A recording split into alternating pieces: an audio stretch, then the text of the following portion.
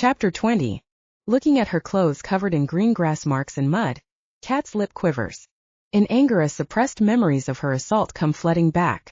She continues to stare at herself in the mirror on the wall of her office. The captured phone images of the other girls' faces imprint in her head. What the hell do I do now? I can't go back to the house not like this. Digby will know. Monroe's scent will be all over me. Just think. She sighs loudly and rests her hands on her knees. She takes a deep breath, her heart beating doubly fast as she continues the conversation in her head. Then, noticing blood on her shirt, she immediately strips it and her shorts off. Standing just in her underwear, she washes her face and hands in the sink. Once she's cleaned the mud and blood from her arms, she pulls up the cart filled with medical supplies from under the counter. Searching the trays for wadding and antiseptic, she cleans the cut on the side of her head before checking the mirror again to make sure her hair covers it. Then, slowing her breathing, calming herself, she goes to the locker in the corner of the room and takes out her spare uniform. Her hands shake from a sudden surge in adrenaline, and looking at them again, she's drawn to her palm, caressing an imaginary line with her thumb. Taking a breath, she pulls on her clean khaki combat pants, and as she clicks the buckle fastening her belt, her eyes dart to the door as it opens. Wait. Too late. Looking over her shoulder, she sees Darius staring at her. I sensed you might be here. What? She snaps. Sorry, I didn't mean, did you want something? Because I'm kind of busy right now. He looks at her standing there in just her bra and pants, and he can't help but stare. His ice-violet eyes concentrate on her body as he sucks air through his teeth. The growling hiss makes her uncomfortable, and swallowing nervously, she pulls on her shirt. Covering herself, she quickly fastens some of the buttons before she turns around to face him. I said, did you want something? He frowns at the snappy tone she uses but ignores it as he now notices the filthy bloodstained clothes on the floor. Did something happen? No. Well, yeah. I fell over when I was running. My leg cramped up, and I lost my balance, hit my head. It's the blood from the cut, that's why. I'm cleaning up. Does he believe her? She can't tell because his face is still its usual resting cold stare. He steps into the room.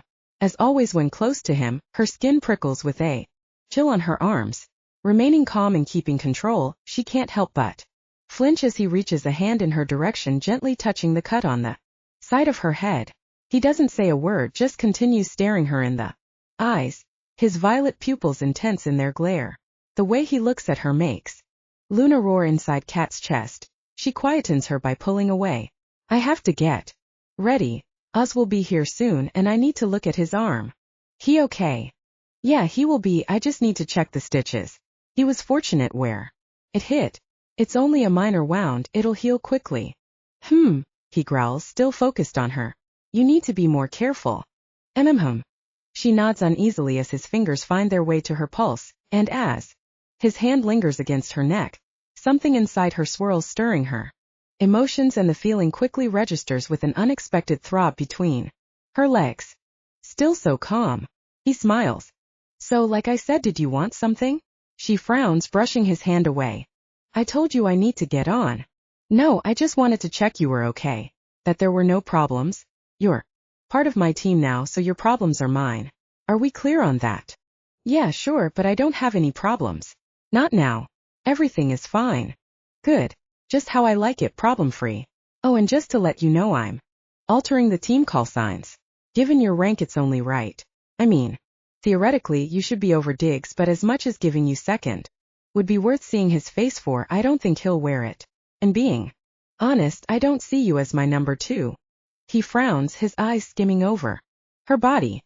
I'll push you up to 3, and Zach will drop down, as will the others, but keeping the same formation. Wait, no, that's ridiculous. For God's sake, what's this even got to do with anything? Just leave me at 7. Zach won't like being moved around. He's Digby's number 2. He needs him there, and it's his position. It's better for the rest of the team if he's happy. No, see, that's not how it works. I make the call about who goes where. Yeah, I know that, but it doesn't matter to me. Why? 'Cause a conflict if you don't need to? Zach works best where he is. He needs to be number 3. I don't. My rank is only because of my medical qualifications, and I don't see myself above Zach in this team. He reflects on her reasoning. Alright, I'll compromise. I'll move you. Thanks. Cutie goes to 7. Don't argue, that's non-negotiable because no one will wear Cutie being above you on the call sheet. I'll partner you with Oz and Bud and then I'll put Zach with Cutie. Actually, can I propose something else regarding that? She can tell from the stern frown stretching across his forehead that her questioning his decisions is not going so well. Just a medical observation about Cutie. Why? Don't you partner him with me instead? It's just that Zach makes him anxious, makes his stammer worse. His speech is much better when he talks to me. Zach makes everyone anxious, that's what he does. He connects better with computers than people. Darius grins. It's the first time, apart from when he's being smug, she's seen him smile. It's a sexy smile and for a flickering moment, she can see just how fiercely good-looking he is. Luna kicks wildly against Kat's feelings once again, making her opinion very clear. She doesn't like him. Well, I think it would help Cutie. Well, I can't have my medic and lead sniper together, the logistics would be impossible to work, so it's a no-go. He takes a breath for thought. You want to help Cutie? Then fine, I'll put Bud and Oz with him and you can partner with Zach. What? Me and Zach? Oh great. Yeah, that's perfect, good move, Kat. Okay, fine. But you know he won't like it. Zach doesn't like change, but he won't argue. Anyway, it'll be easier to sell to Digby, he can talk him around. The way you've got him right now, trust me, he'd rather Zach be watching your 6. He knows I'm never going to let him partner you, but there's no one he trusts more than Zach. The thought of having to partner with Zach fills her with dread and she sighs loudly. Okay, fine, well at least Cutie gets something out of it. Okay, well I should get on, I need to clean up here and get back. We're going out tonight. She smiles, trying to engage him in conversation. Digby told me we're all going out to a club? Are you coming? He nods, staring at her. Okay. Well, sounds like it's going to be great fun then. You do know how to have fun, right? She smiles, taunting him. Her comment brings him back into the room and he stares at her. Oh, I know how to have fun. But trust me, you wouldn't enjoy my kind of fun. Okay. Well, now I'm interested. What does an Ice King do for fun? She laughs. And biting her teeth against her bottom lip, flirts with him. Does it involve a tequila worm? The drinking challenge. That's what they want me to do, right? I saw the neck of the bottle in Zach's hand. You know, you all forget. I've done all this bullshit with the 2 other units I served in. I'm not as green as you all seem to think. Oh. He steps forward, glaring down at her. I don't think you're green at all. I pulled your file and did my research. He grins. But what I didn't tell them is I thought you'd enjoy it. Still a whole bottle? No way. You'll hurl by the end of the night. He laughs out loud as his seductive smile fills his pale red lips and his violet eyes sparkle in the stark sterile light of the office. The worm, that's the deal breaker. Oh, the worm I can handle, I've done that before several times. You do know I went to medical school. There are much worse things I've swallowed, believe me. She laughs. It's the liquor that turns my stomach. But don't worry, I have a plan for that. Tipping her head playfully, she tries again to flirt with him and break down some of his tough outer shell. Really? His voice drops to a low breathless groan, and he leans his knuckles on the desk, staring across the room at her. Sounds interesting. I guess time will tell what you're capable of. Well, if there's nothing else, Lieutenant, I'll let you get on. It looks as if you have some cleaning up to do.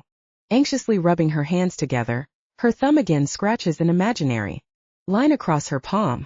She frowns, watching him as he stands at the door. Wait. Actually, there is something. I need to know how you did it. She swallows, nervously gasping as he turns around to face her, and their eyes focus on each other, purple to green. How did you make me think you cut my hand? I felt the blood, the pain, the whole sensation as if it were real, but it wasn't, was it? What, you think I tricked you? That I didn't do it for real. He grins. How could you have done it? There isn't a scratch on me. She frowns, looking at her hand, holding it out as she shows him there's nothing, no mark or scar. Wolves may heal quickly, but even she can't heal that fast. There isn't. I told you, you have to trust me. No, you didn't do it. So what was it? Hypnotism? Mind control? Or maybe a cognitive behavior technique? You're Black Ops trained, so you will have Covered psychological warfare techniques. Most advanced training touches on it. So maybe you've just perfected it? Or was it something else? A hallucinogenic? Yeah, you could have administered it when you kissed me. I kissed you. He frowns, surprised, and staring at her, a flash of fiery lust flickers across his violet eyes. You know, I think it's all in your mind. Dehydration will do that to you, Lieutenant, and you being a damn good medic should know that. No. Darius, wait. Shit. I need to know what happened. I need you to tell me what you did. You'll have to trust me, he smiles. But I did nothing you didn't want me to do. It was you offered your hand to me. But was it real or did I imagine it? Please, I need to know. I should go. I have things to do. I'll see you later, Lieutenant. Shit. She sighs. Slumping back in her chair, she rubs her hands over her face and closes her eyes. As she does, the vision of him touching her pulse fills her thoughts. The feel of his lips, the kiss, imagined or not, stokes a fiery longing between her legs, and leaning her head back against the chair, she smiles, enjoying it. The knock at the door snaps her back into the room. Looking up, she checks the time on the clock. Oh yeah. Just give me a minute, I'm just getting changed. Quickly she gathers her belongings, tossing the running shorts and vest into the medical trash. She then opens the door. Hey there. Sorry about that. Why don't you come in? Zach and Bud are out of breath as they storm through the front door, and Bud grabs the TV remote, switching it on. Digby turns and frowns. What the fuck? No, you can't be here.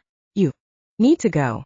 Seriously, you've got to stop walking in like this. You can't do that now. I have her here. He grabs at the remote, snatching it from Bud's hand. I said no. You need to go. Diggs, you don't understand. You need to see this. No. You don't understand. She's just come back feeling horny as hell. She stuffed down all the damn pancakes I made and now she wants me. Do you? No, after 2 days of her not putting out, how tense my balls feel right now. So switch that off and turn the hell around and get out. Go on, get gone. Zach, come on, get the fuck out, he yells in frustration. No, Diggs, you need to shut the hell up. Where's Kat? She's running a bath waiting for me.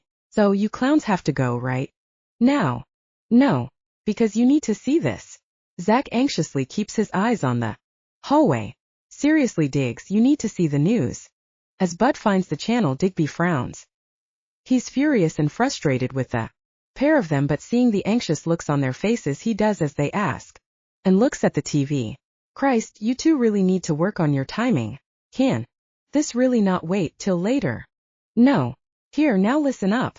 Good afternoon. This is Katie Houston for KDW News. Today's headline. Body found in Eaton Park West. The victim, a 32-year-old male, which sources close to KDW have confirmed is that of Naval Officer Senior Chief Patrick Monroe. A spokesperson with the U.S. Navy wouldn't confirm, but sources close to the officer informed us that he was a highly decorated Navy SEAL who was believed to have been recently relieved of duty after what's being cited as unacceptable conduct. Detectives say they are ruling out suicide, stating lacerations found across the victim's throat could not have been self-inflicted. This stage they are looking into connections with a murder 3 months ago linked to a drug-related incident, the victim also sustaining similar slash-like wounds. Monroe's body was found late this afternoon by joggers, and initial reports show the victim's cell was missing, sparking debate once again about the rise in cell phone robbery. Anyone finding a cell in the local area is asked to call 1-800-555. What the fuck? Digby's brow creases in shock as he stares at Zach. What the hell happened? I have no idea. Zach shrugs. I mean, this wasn't you, right? Diggs, tell me. You didn't do this. No. Hell no. I mean, I wanted to, but no. I've been here all day. Well, except when I went to the store to get eggs. I mean, yeah, sure, it's no loss. But no, I didn't have the satisfaction of doing it. Okay, that's good. Look, I need to ditch that phone. I'll lose it somewhere. On the base. When they pull his records, it'll show it pinged off some cell towers around here, and so it'll be more believable if it's found on the base. And that way no one will link it back to us. Also, getting the authority to search here should slow them down. Okay, yeah, do what you need. I'll leave it with you and I'll speak to Darius about. He swings around as Kat appears in the hallway naked and ready for the bath she's prepared them. Ryan, are you coming to the shit? Her voice trails off, seeing Zach and Bud stood staring at her. Oh hell. You know? She covers her breasts with her arm, embarrassed. I'll just wait in the bathroom. She sighs hastily, disappearing. Hey, Zach grins. Chewing on his gum, he smiles. You know you don't have to. Leave, not on my account. He tips his head, the image of her naked ass burned in his brain. Hellfire. Diggs, you were right about her. She is fit. Fuck. You sure she's not up for a threesome? Digby smacks him hard in the chest with his fist. Put your fucking eyes away. I told you you need to go.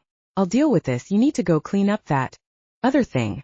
Just leave her to me. You couldn't handle her anyway. He sneers angrily. Whoa, it's just a joke, man. But I won't say no if she offers. He smiles, goading him. Okay, yeah, sure thing, we're going. So are you gonna tell her about Monroe? Digby growls, his cock's hard, and it's now overruling any hope of serious thought. No, not now. I've got other more pressing things I need to talk to her about. He grins. Hey, come on, it's a bonus, right? Someone's taken the trash out. It saved us doing it. Her knowing right now it's not gonna change anything. I'll tell her later. What if she sees the news? Bud frowns. Trust me, Bud, she's not gonna see any damn news. At least not for the next hour. He smiles. Alright then, we'll leave you to it, but we are still going out tonight. Right. Zach frowns, concerned. Hell yeah. Now we've got even more to celebrate. Kat made the team, we're back on operational duty, that asshole is toast, and I'm about to get laid. Yeah, things couldn't be better. Hey, sorry about that. You know they need to learn to knock and wait. They can't just keep walking. And like that. Yeah, I've told them, but I'll make sure it registers. Good. So what did they want? Nothing, just Zach. He was checking the time for the cabs. And he couldn't do that on the phone? I switched it off 'cause we were about to get busy. Oh yeah, so we were. She has this lewd glint in her eyes. Dropping her towel, she smiles teasingly. Closing the door, he can't help but smile as he looks at her naked body. His cock hardens, wedging itself against the fabric of his pants, making him groan. Fuck, he growls, watching as Kat winks. Placing her hands on her breasts, she massages them, teasing him by playing with her nipples, and then, without warning, she shoves him back hard against the closed bathroom door. He gasps, taking a breath. So where the hell did this come from? He frowns. You came back really needy and pretty fucking hungry.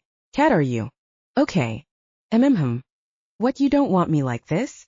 She smiles coyly, tipping her head. Hell yeah, I want you like this. I'll take you any damn way I can get you. Good. Now come here and fuck me. Fuck. He smiles contentedly. You know what I'm sure as hell gonna make? Them pancakes again. To be continued. Wolf Team continues in Bonded. Available